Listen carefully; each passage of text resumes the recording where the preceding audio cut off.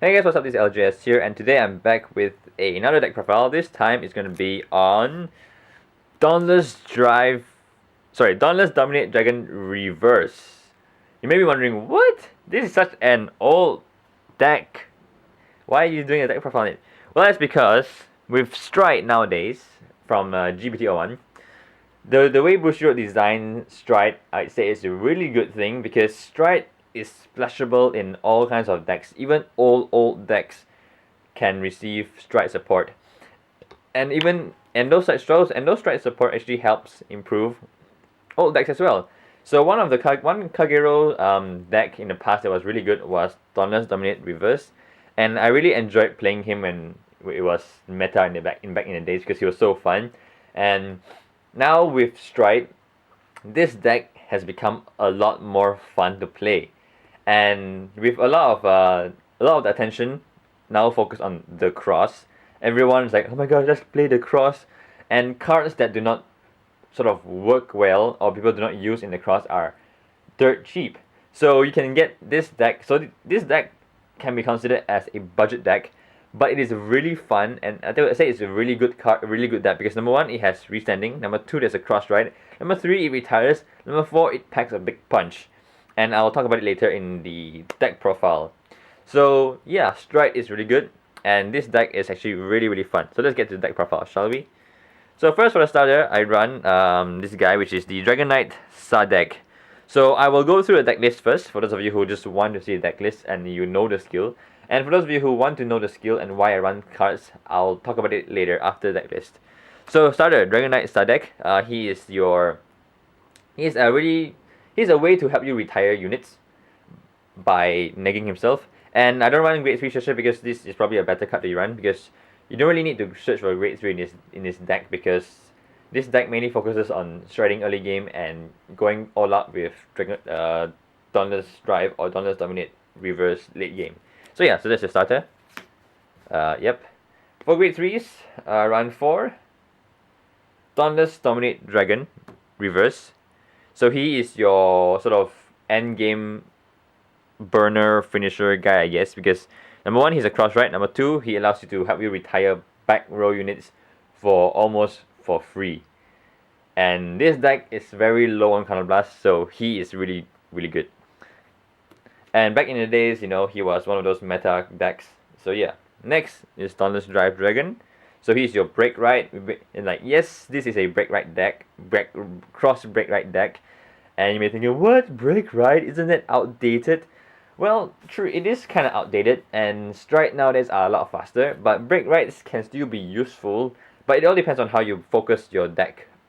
So this deck, I focus on having really fun retirement and really fun powering up. And as you can see, and I'll show later, this deck retires a lot, and it's so fun. Next, run 4 of the Dauntless Dominate Drive Dragon. So he's your 12k attacker for Dauntless. So if you have done any of them as your Vanguard, he swings for 12k. So he's useful for as an attacker, because if you don't want to commit a booster, he can attack a Vanguard by himself. Next, I run Twilight Arrow Dragon. So he is your set 1 generation, your GBT01 Kagero supporter booster guy. And the thing is, right now, no one really wants him because people don't want him in the cross decks. And therefore, he is really cheap. So yeah. And he is one of your really cheap retirers in his deck. Next, I run 3 of the 3 vanillas. Wyvern Strike Doha, but you can run any vanilla because he's a 10k with no skill. So he is there because he's a nice defense, 10k base. And if you write him in your turn 2, he's a good defense as well. And he also makes nice numbers with a card, which I will show later. Next, I run 4 Perfect Guards. Of course, always run 4 Perfect Guards. You do not need the Unflipper Perfect Guard because that one is quite expensive right now because everyone wants him. If you want to make this deck really budget, look for Perfect Guards that no one wants, such as Maria. Because Maria is a very cheap Perfect Guard. So yeah, get her for Perfect Guards. Next, I run 4 of the Stride Fodder. So he is there to pay the cost of striding, and he allows you to stride more often. Next is the star of this deck, Dragon Monk Gyokuryu. He is your power booster. As you can see, this deck can retire a lot, and he will gain a lot of power from retiring. He gains 5k each time you retire something. So it is insane. You can have columns that are like 30 plus k, which is amazing. Next, I run 2 of these Calamity Tower Wyvern. So basically, he's on call, so plus 2 draw a card to help you, just to help you, you know, make use of your soul and draw cards, because this deck does not use any soul at all. So yeah. And there's no need for Unflipper because this deck uses very little counterblast, because the maximum counterblast you use is all just one counterblast, and that's it. So this deck rarely uses counterblast, so there's no need for Unflippers. And next I run 8 crits.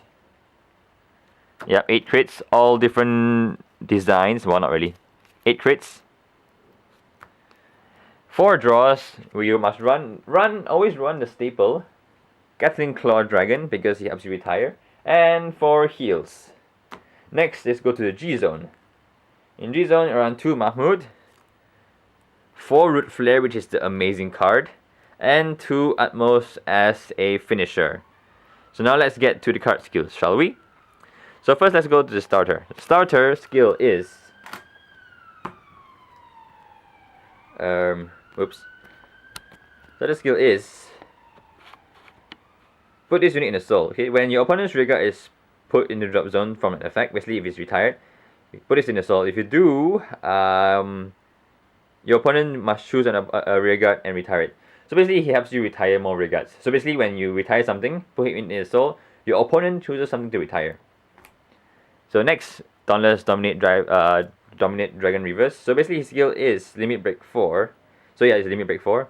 Counterblast 1 and lock one of your rearguards. And until the end of turn, this unit gets a skill. When this unit drives check a grade 1 or greater Kagero, choose one of your opponent's grades 1 or less rearguards and retire it, and he gains 3k.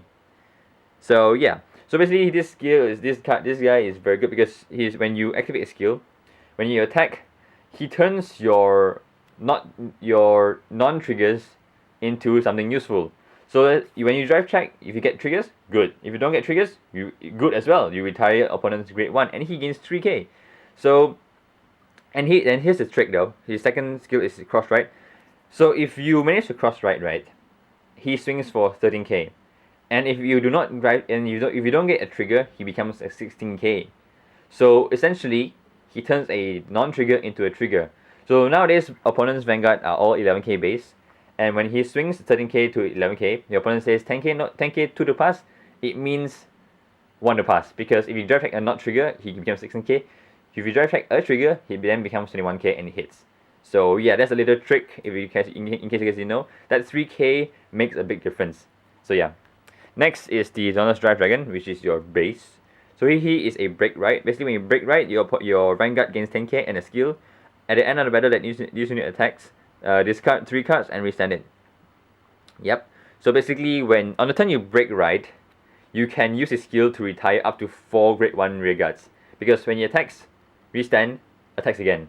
So if let's say all 4 drive checks are not triggers, you can retire 4 grade 1 or lower rearguards from your opponent, which is really good. And retiring grade 1s is good because boosters are a very valuable commodity asset in Vanguard, because yeah, and there's a lot of annoying grade 1s you want to kill, so having him to target grade 1s is good. So next is your Dominate Dragon. So if your Vanguard has a Dauntless in his card name, he gains 3k. So basically when he attacks, he's a 12k attacker for Dauntless. Next is your Twilight Arrow Dragon. So his skill is Generation Break 1. Counterblast 1, when this unit is boosted and it attacks a Vanguard, you can choose one of your opponent's grade 2 or less rearguard and retire it. So yeah, basically attack, boosted, attacks the Vanguard, boosted, counterblast 1, retire a rearguard, grade 2 or less. And yeah, which is good, it's really good because it's counterblast 1 to retire, which is really, really cheap. Next is your 10k Vanilla. I run him because he's a good defense, and with a very important card of this deck, which is this guy. He's a 6k base, and he's a 10k base. So at least when you put these two together, you can swing for 16k. So it makes numbers. And every time he gains 5k, this whole column continuously gain an additional 5k. So a good field setup would be having these two in a column, or having your 12k attacker and him in a column. That way it hits numbers. This is not him is not really an optimal column to make, but oh well, if you have to, you have to. Because this is a 15k column, and it doesn't really hit numbers, because your opponent's Vanguard is 11k base. So next is your, okay, so grade 1, perfect guard, you know, basically, you know the deal. Next is your grade 3, sorry, your Stride Fodder. So we mainly use him for his second skill. His first skill allows you to search for Dragonite Blade Master, but we don't run Dragonite Blade Master, so it doesn't matter. So his third skill is basically when you discard him for Stride, he gains additional 2 grades. So basically you can Stride. So striding, you need to discard cards, and their grade, it adds up to grade 3 or more before you can Stride. So yeah. Next is this guy. He's your star of the deck. Generation Break 1. Whenever your opponent's rearguard is put in the drop zone from an effect, he gains 5k. So every time you retire something, he gains 5k, which is amazing. So combine it with him, he gains 5. Basically, when you swing, use his skill, retire, he gains 5k. So this column is now a 20k column. Pretty decent. With him, he becomes a 21k or more column.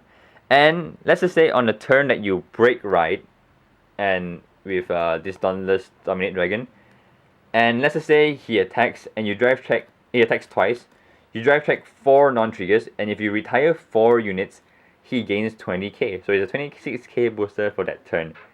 Now isn't that amazing?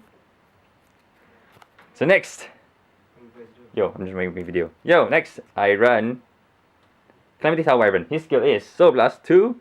When you call him Soul Blast 2, draw a card. So he's useful because your soul is unused, and he is useful to allow you to draw cards with your soul. Next, Guessing Tower Dragon. So his skill is Come Last 1, put in his soul, and retire an opponent's grade 0 or less rearguard. So he's useful to remove your opponent's pesky starters early game. So I'll run for him, of course, because he's very good. Next is Mahmoud. Next, let's go to the G units. So Mahmoud's skill is basically when he attacks, hits the Vanguard, you can choose one of your opponent's rearguard and retire it. So he's there for early game striding, and your opponent is pressured to guard or not guard. If it hits, you or retire opponent's rearguard. And once again, if you retire, he gains 5k. Next is Root Flare. Root Flare is amazing stride, a very good stride. So basically, his skill is an X skill. So you take a copy of him in a G zone, flip it face up, and if you have 2 or more units face up in your G zone, retire, choose one of your opponent's rearguard and retire the whole column. So he allows you to retire up to 2 rearguards. And once again, if you retire 2 rearguards, he gains 10k. So yeah, he's really cheap. There's no counter blast usage at all, and run 4 copies of him because you want to use his skill as many times as possible and abuse his skill early to mid game. Lastly, Atmos. Atmos is your finisher in case your opponent still survives.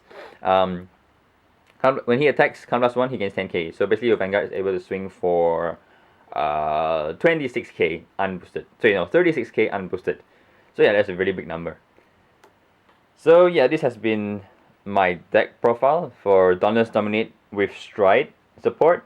This deck, I tell you, is really fun. I think it's even more fun than playing the Cross. Like, I think I prefer playing this deck than the Cross because this deck does a lot of things. You can retire and retire and retire, and he gains insane amounts of power.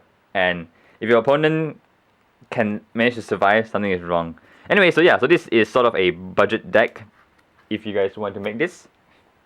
And yeah, so this has been my deck profile on my Dominate Drive Dragon, the Dauntless Dominate Dragon Reverse with Stride. Thank you guys so much for watching. If you like my video, thumbs up. If you like my content, subscribe. And this has been LJS, and I'll see you guys next time.